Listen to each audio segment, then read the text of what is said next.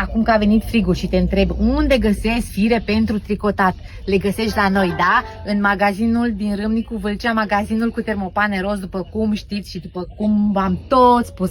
Deci magazinul cu termopane roz, da?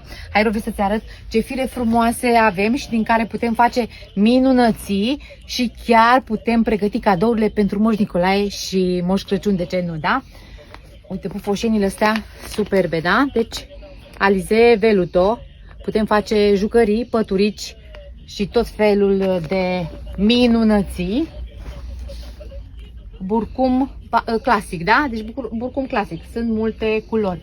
Dacă vrei să fie degradé, alegi Alize Batik, da? Vrei ceva anti-peeling? Hai să-ți arăt. Soft and Easy. Pentru copii, nu mai spun, sunt foarte multe culori. Deci foarte multe culori la, ce să-ți arăt eu, la Baby Best, da?